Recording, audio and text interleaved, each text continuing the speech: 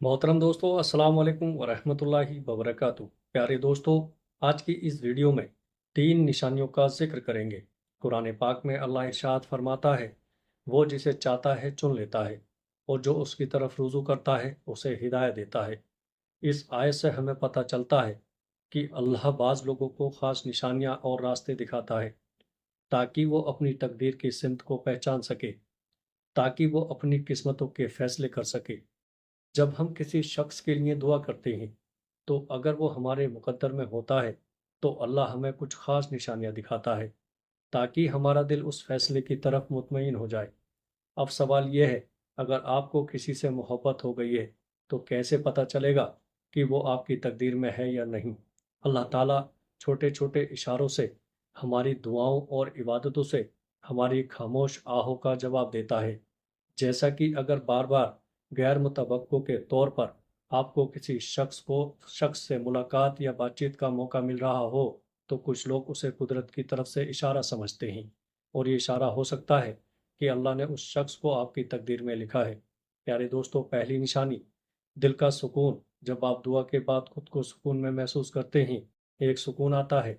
जब आप जानमाज़ पर उसको मांग कर उठते हैं, तो आपको अपने अंदर एक सुकून सा महसूस होता है कि जैसे वो शख्स हमारी ही किस्मत में है। कभी-कभी अल्लाह के सामने आप बड़े ईमान से दुआएं करते हैं, तो अक्सर आपका दिल बहुत बेचैन हो जाता है। आप ये सोचते हैं, क्या मेरी दुआएं कभी कबूल भी की जाएंगी या नहीं? क्या अल्लाह मुझे वो शख्स अता करेगा या नहीं? तो सुनो, अल्लाह ताला कुरान पाक में इरशाद फरमाता है कि और कौन है जो बेकरार दिलों की इल्तिजाओं को सुनता है। तो ये आयत हमें हौसला देती है कि हमारे इल्तिजाओं को, हमारी ख्वाहिशों को सुनने वाला और पूरा करने वाला वो रब करीम ही है। अगर उसने हमारे दिल में कोई ख्वाहिश पैदा कर दी है, तो वो उस पर कुन फरमाने का भी इख्तियार कर रखता है। अगर उसने हमारे दिल में किसी शख्स के लिए मोहब्बत पैदा कर दी है, तो वो उस शख्स को अता करने का भी इख्तियार रखता है। ये वो अल्लाह का पैगाम है कि तू मांग मैं दूंगा। प्यारे दोस्तों, दूसरी निशानी, बार बार दुआ की तौफीक मिलना। अगर कोई चीज़ तुम्हारी किस्मत में ना हो, तो दिल उससे हट जाता है। लेकिन अगर दिल बार बार उसी शख्स को मांगने पर मजबूर हो जाए, ना चाहते हुए भी तुम्हारी जुबान पर वही नाम आए, तो समझ लो ये कोई आम ख्वाहिश नहीं, ये रब की तरफ से दी गई तौफीक है।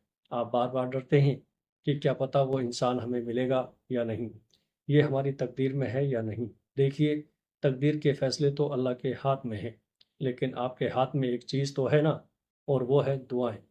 वो है अल्लाह से इल्तिजाएं। अल्लाह के आगे खूब गिड़गिड़ाओ, अपनी दुआओं के लिए, अपनी इल्तिजाओं के लिए। क्योंकि नबी करीम सल्लल्लाहु ताला अलैहि वसल्लम ने फरमाया कि अगर कोई चीज़ किस्मत को बदल सकती है, तो वो सिर्फ दुआ है। तो क्यों आप अपनी आरजुओं से मायूस होते हैं? क्या आपको अपनी दुआओं पर यकीन नहीं?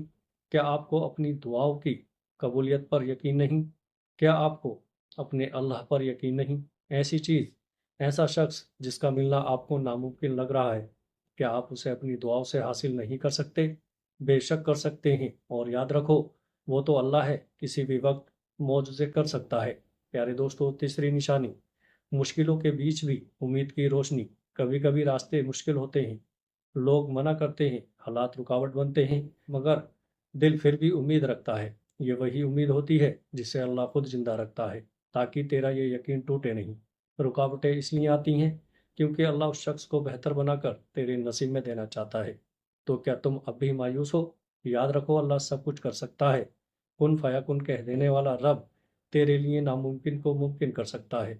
जो तुमसे कहता है कि ये मुमकिन नहीं, वो इंसान है, मगर जो तेरे साथ है वो रहमान है। दुआ कभी खाली नहीं जाती, वो या तो कबूल हो जाती है, या सवार दी जाती है, या किसी बड़े नुकसान से बचा लिया जाता है।